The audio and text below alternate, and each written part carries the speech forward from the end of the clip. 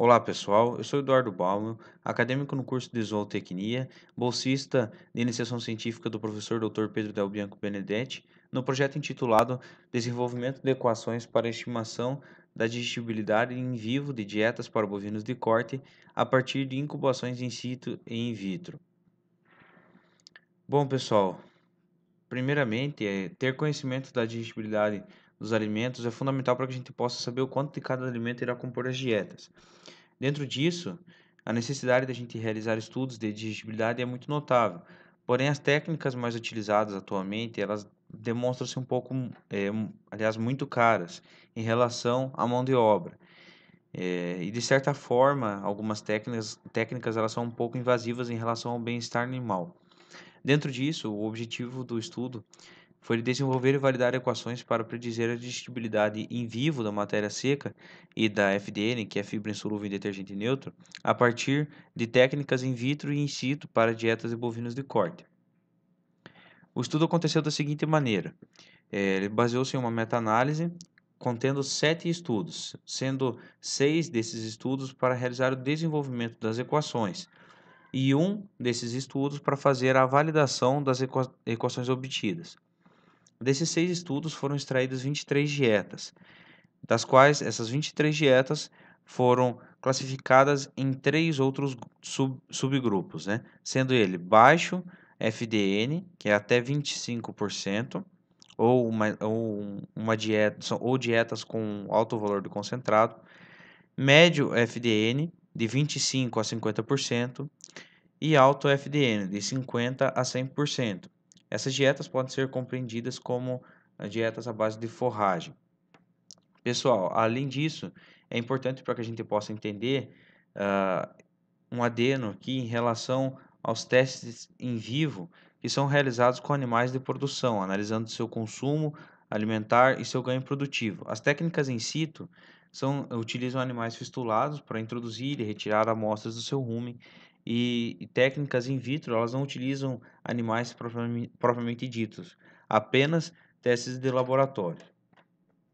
Dando sequência, foram coletados a digestibilidade em vivo com parâmetros de degradação ruminal, sendo para os estudos de digestibilidade em vivo a fração A, que é a fração solúvel em água, a fração B, que é insolúvel em água, porém potencialmente degradável, a fração KD, que é a taxa de degradação da fração B, a lag time, que é o tempo necessário para realizar a degradação, e o U, que é a fração indegradável da matéria seca e da fibra.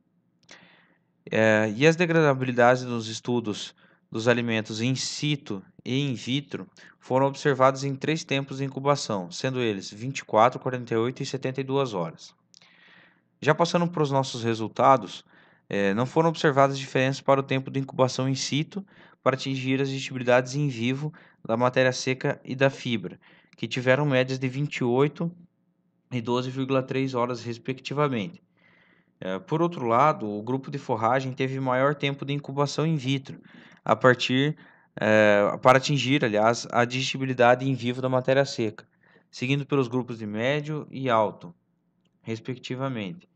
No entanto, o tempo de incubação in vitro para atingir a digestibilidade in vivo da fibra não diferiu entre os grupos. Mas o que significa essa diferença entre os tempos de digestibilidade in situ e in vitro? Ela se dá em função da grande diferença do perfil microbiológico que há entre o rumen e o perfil microbiológico que há dentro dos métodos in vitro. E a gente pode observar aqui que no método in vitro, quanto maior o teor de fibra dessa dieta, maior foi o tempo, que é o que quer dizer esses resultados que nós chegamos. Bom, após realizarmos no estudo uma análise de regressão, foi constatado que o parâmetro KD e o L contribuíram significativamente para a predição da digestibilidade da matéria seca e da fibra. Sendo que dos parâmetros ruminais utilizados, vale lembrar que a KD é aquele associado à fração lentamente degradável no rumen, como os componentes da fibra. Assim, As equações que utilizarem, né, o parâmetro KD, elas podem permitir a correta predição da digestibilidade em vivo de dietas com diferentes níveis de volumoso. Já o L, que lembrando é o lag time, é o tempo de incubação que os micro-organismos colonizam as partículas da digesta, afetando diretamente a KD.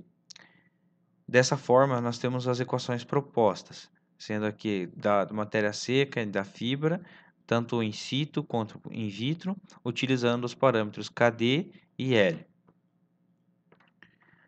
Para a gente poder entender um pouco melhor, essa é a nossa tabela que mostra os resultados obtidos após as validações das equações preditas.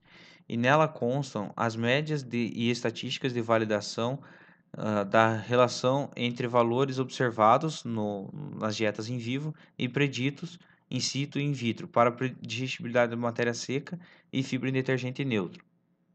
Então, aqui a gente pode observar o que é importante são os valores de médias dos valores das dietas observado em vivo, quando comparados aos valores preditos na matéria seca. Ou seja, o observado, né, que é o in vivo, em relação aos testes, né, a predição com as fórmulas no in situ e in vitro foram muito próximos. Já no FDN, os valores das médias foram bastante distantes, os valores das médias da dieta observada e da dieta predita com as fórmulas. Além disso, a gente pode ver que o p-valor da matéria seca ficou maior do que 0,05, que é o valor de significância da análise estatística, o que implica que não houve diferença entre o predito e o observado. Com isso, podemos concluir que a análise de validação realizada com os dados de um sétimo experimento, similar aos outros seis, como comentei anteriormente, mostrou que as equações produziram, aliás, resultados acurados e precisos para determinar a digestibilidade em vivo da matéria seca. Entretanto, os resultados não foram acurados para estimar a digestibilidade em vivo da fibra, né, do FDN. Ou seja, a gente pode entender que esse estudo é uma forma de um início de um novo tipo de predição de digestibilidade, porém ainda há necessidade de realizar novos estudos nesta área. Seria isso. Muito obrigado.